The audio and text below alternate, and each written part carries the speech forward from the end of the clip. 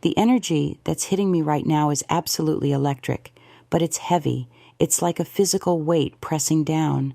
I can already feel the person you're thinking of is completely in a whirlwind.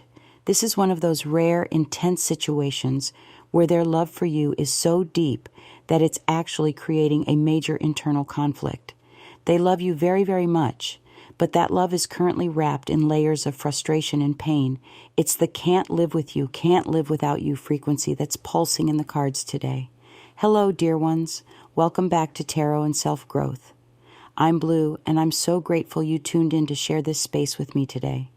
Before we unlock these messages and see what's really going on in this person's heart, I want to give you a quick reminder.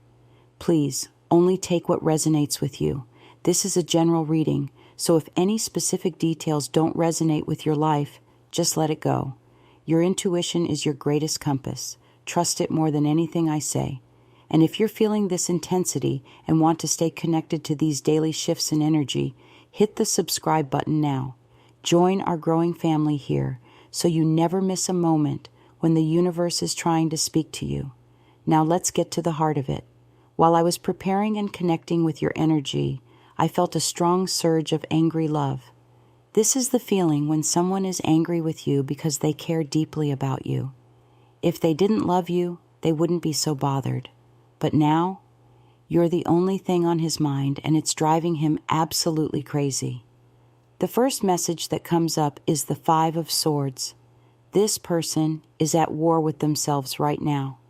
When I sit with this card in the context you've described, I don't see a person at peace with their choices. I see someone caught in a mental battlefield of their own making. This is not a conflict being waged in the outer world as much as it is unfolding within the private chambers of their thoughts loop and spiral, circling back to moments where things felt unfair, unbalanced, or emotionally exposing. What makes this dynamic particularly intense is the subtle projection happening beneath the surface. In their emotional unrest, they may unconsciously place you at the center of their imbalance.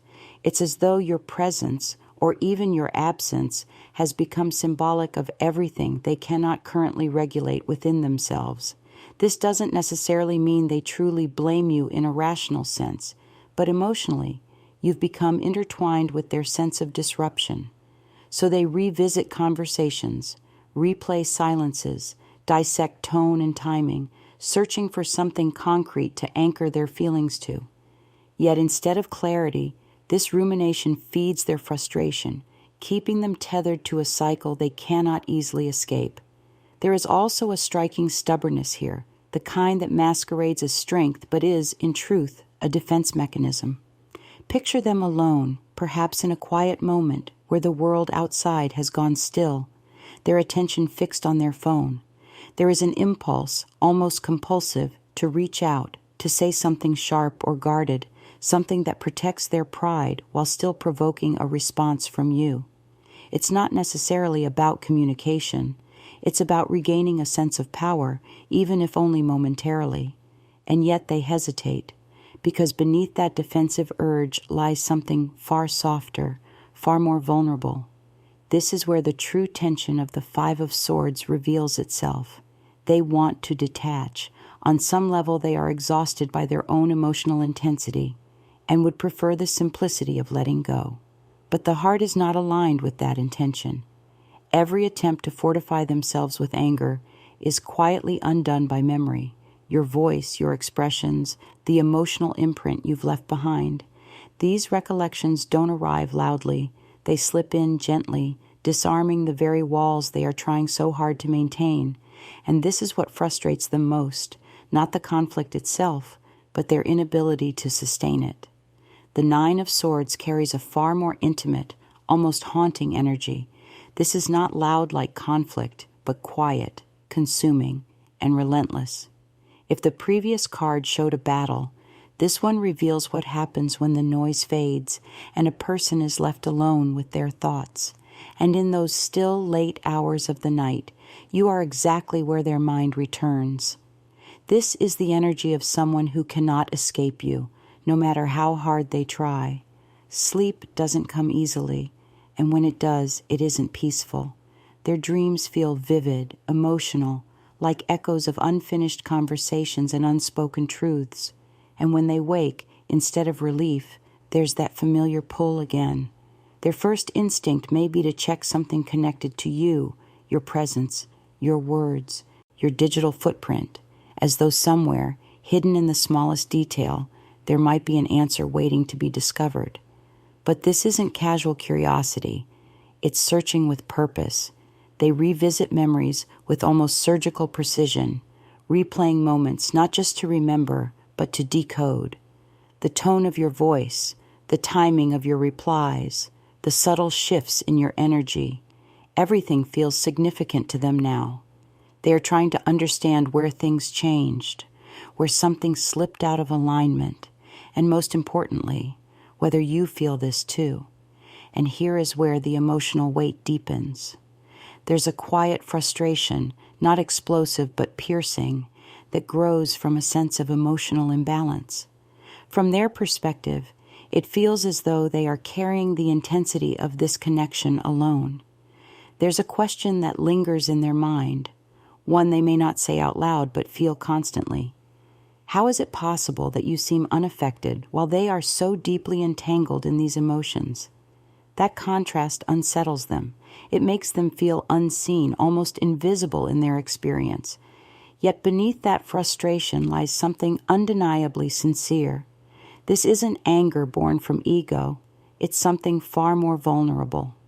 It comes from caring too much, from feeling too deeply, from being unable to simply switch off what their heart continues to hold on to. They are trying to make sense of something that doesn't feel logical to them. Why there is distance, why things aren't as they imagined, and why, despite everything, their feelings remain unchanged. At this moment, you are not just a passing thought in their mind, you are the center of it. Every internal conversation they have somehow circles back to you. You've become the question they can't quite answer, the feeling they can't quite release, and the story they are still, consciously or not, trying to rewrite in a way that finally brings them peace. The Two of Swords opens like a quiet, suspended moment in time, a scene where nothing moves, yet everything feels unbearably tense beneath the surface. This is not confusion in the ordinary sense. This is a soul standing at its own threshold, knowing a decision must be made, yet fearing what that decision will reveal. In this person's world, every path they consider somehow bends back toward you. There is no clean escape route, no simple move-on option that doesn't still carry your presence within it. They are caught between two powerful forces. On one side, there is the undeniable pull of their heart, the urge to reach out, to soften, to admit what they truly feel without filters or defenses. On the other side stands their pride, wounded and alert, insisting on silence as a form of control. That silence you may be sensing isn't accidental or passive. It is intentional, almost strategic. It's their way of holding the line, of convincing themselves that distance equals strength. But the truth is, the quieter they become outwardly, the louder everything grows within them. What makes this energy so heavy is the realization slowly forming beneath it. They are beginning to understand that their sense of direction, emotionally, mentally, even spiritually, has become intertwined with you. Without that connection, they don't feel steady. They feel unanchored. It frustrates them, even angers them at times, because they don't like recognizing how deeply your presence influences their inner peace. And rather than placing that weight on you, much of their anger quietly turns inward. They question themselves. Why does this affect me so much? Why can't I just detach? But the more they resist, the more obvious the truth becomes. They miss you in ways they cannot easily rationalize. Then comes the energy of the tower, and this is where everything shifts. The tower does not ask for permission. It reveals. The structures they've built around their emotions, the carefully maintained image of being unaffected or in control, begins to fracture. And what's underneath is not anger at all, but vulnerability in its rawest form. They feel exposed, as though the defenses they've relied on are no longer convincing, not even to themselves. There's a quiet fear here too, the sense that you might already see through them, that you understand more than they've ever openly admitted. As this realization deepens, the emotional tone changes. The sharpness of anger softens into something heavier, more fragile. Sadness begins to surface, not dramatic but undeniable. It's the kind that comes when someone can no longer maintain a performance, when they have to face what they truly feel without distraction.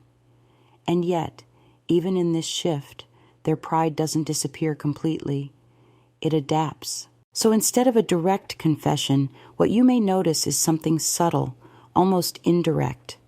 A small message, a seemingly casual question, perhaps even a complaint that feels unnecessary on the surface. It might come across as slightly irritating or confusing at first, but underneath it lies intention. These are not random gestures, they are openings. Quiet attempts to reconnect without fully surrendering their guard. They want you to meet them halfway, to initiate, to make it easier for them to step forward without having to openly admit how much they've been affected. Because at the heart of all of this, something undeniable is happening. Their love is no longer willing to stay hidden behind pride. It's growing stronger, pressing against every wall they've built. And while they may still hesitate, still circle around what they truly want to say, the direction is changing.